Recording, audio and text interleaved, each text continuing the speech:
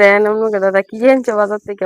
বাজার থেকে আনছি, দেখো না ওখানে কি দেখবো, দেখো বাজারের ব্যাগটা কেমন ফাঁকা ফাঁকা লাগে তো আজকে। আচ্ছা দেখি বাজারের খুলো আগে, দেখো মাছ পাকা পাকা নাকি দেখে লো। রাখো খুলো সবাই। চলে আসি ব্যাগ নিয়ে, বাজারের ব্যাগ নিয়ে একবার চলে আসি কলের মানে কলের মধ্যে এদিক থেকে, তারপরে বার করে দেখবো কি কি আনছে। নমস্কার বন্ধুরা, শুভ সকাল। সবাই কেমন আছেন? আমি ভালো আছি। নতুন আরেকটা ব্লগে সবাইকে স্বাগতম। তো আজকে বাজার থেকে সকাল সকাল বাজারে আপনার দাদারে পাঠাইলাম বাজার আনার জন্য। তো কি বাজার আনছে দেখি। আর বাজার ব্যাগ তো আজকে তেমন মানে ভারী ভারী লাগে না, একটু ফাঁকা ফাঁকা লাগতেছে। তারপরে দেখি বাজার থেকে কি আনছে।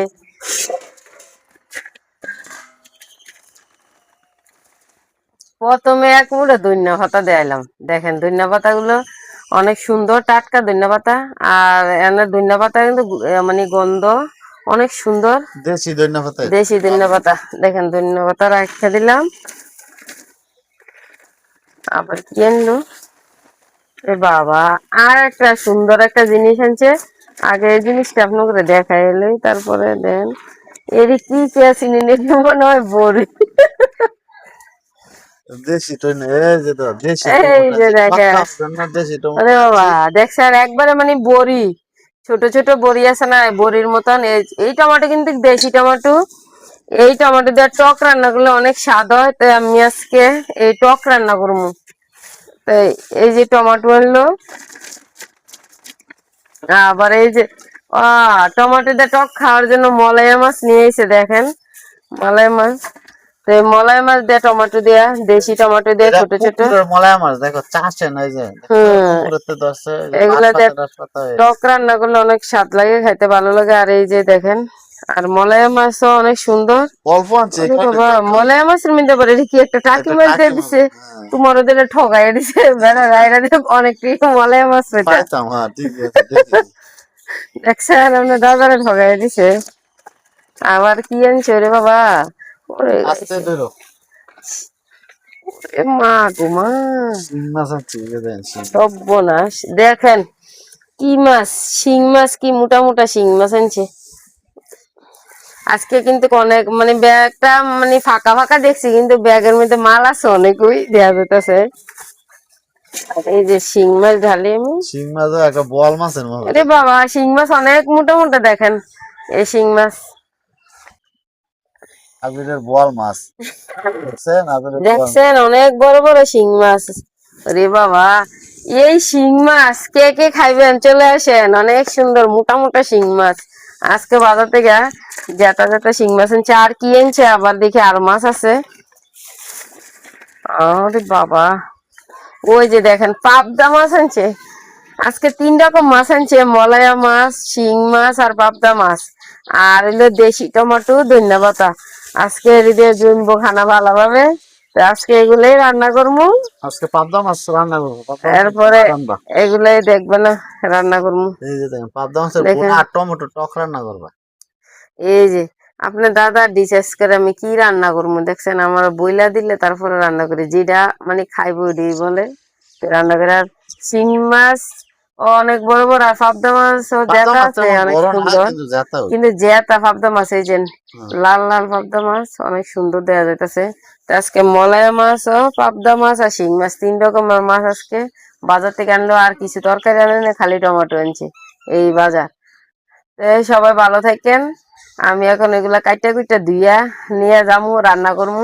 তো আবার পরবর্তীতে আবার দেখাবো। তো ভালো থাকেন।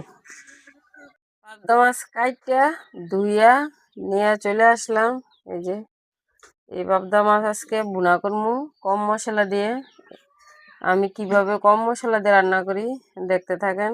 পাবদা মাছ এভাবে রান্না করলে অনেক স্বাদ হয়, খাইতেও ভালো লাগে। তো দেখেন আমি কিভাবে রান্না করি। লবণ, হলুদ, লবণ হলুদ দিয়ে দিলাম। আর এদিক দিয়ে কড়াইয়া গরম হয়েছে, কড়াইয়া তেল দিয়ে দিলাম, সরিষার তেল দিয়ে দিলাম। সরিষার তেল দিয়ে পাবদা মাছ রান্না করলে অনেক খাইতে ভালো লাগে। হাতে মাছ মিশিয়ে নি,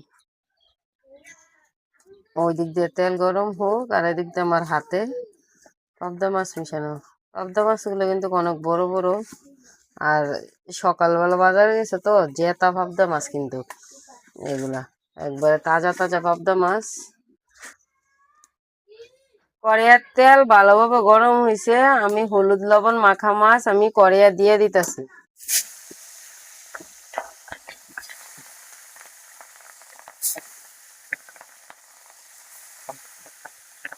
সবগুলা মাছ একসাথে দেওয়া যাবে না, আমি আস্তে আস্তে করে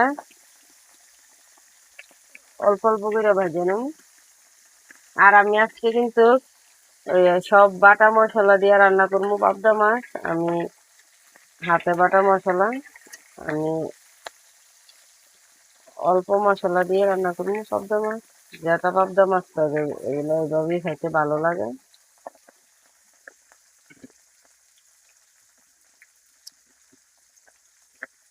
পাবদা মাছের রান্না কিরকম হয় অবশ্যই বলবেন, কমেন্ট করবেন। আর কে কোন জায়গা থেকে দেখছেন অবশ্যই বলবেন। আর রান্নাটাও কিরকম হলো বলবেন। আর আমি যেভাবে রান্না করছি এইভাবে রান্না হয়েছে কিনা তাও বলবেন।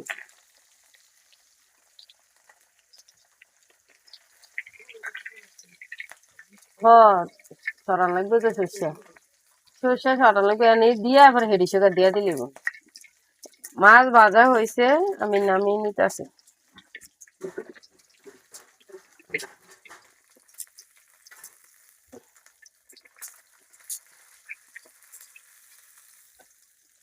এই যে মাছ ভাজা নিলাম। আর আপনার দাদা আবার তার মধ্যে যে সরিষা রোদে দিব, আমরা তো সরিষা দিয়ে করছি, সরিষা কিন্তু রোদে দিতে হইব।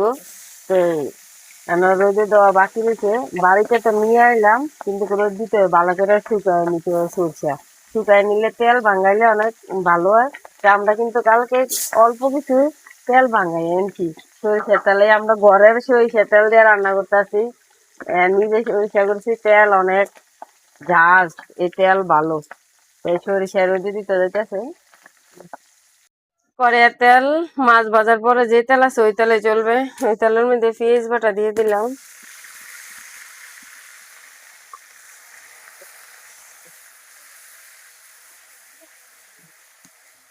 আজকে পেঁয়াজ বাইটা রান্না করতেছি, পেঁয়াজ বাইটা এটার স্বাদ অন্যরকম। এইভাবে রান্না করলে ভালো লাগে খাইতে, মশলা কম।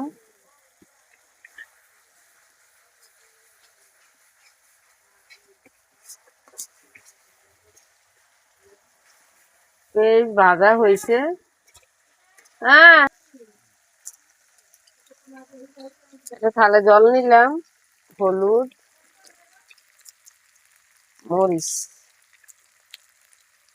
লবণ, সবকিছু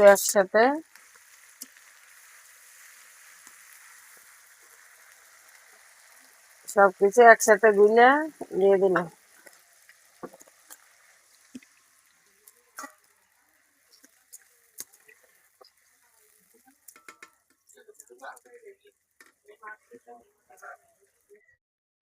আজকে পাবদা মাছের তরকারি কিন্তু ধনিয়া পাতা বাইটে দুমু পাঠায়, তাই আমি ধনিয়া পাতা বাটতাছি।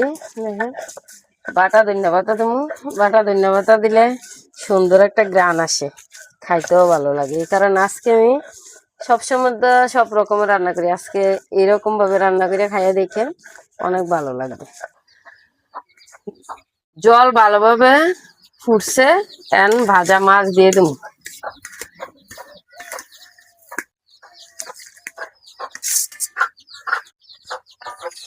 ভাজা মাছ দিয়ে দিলাম। পাবদা মাছ নরম, বেশি লাড়াচাড়া করা যাবে না, ভাঙ্গা যাইব। তো হালকাই লাড়া দিয়ে নিলাম।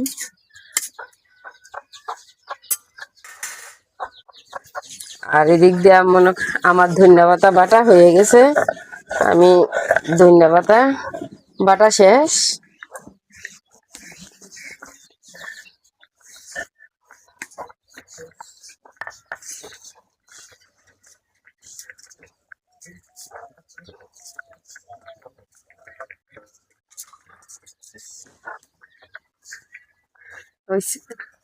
একটু সিদ্ধ বাটা ধনিয়া পাতা দিয়ে দিলাম।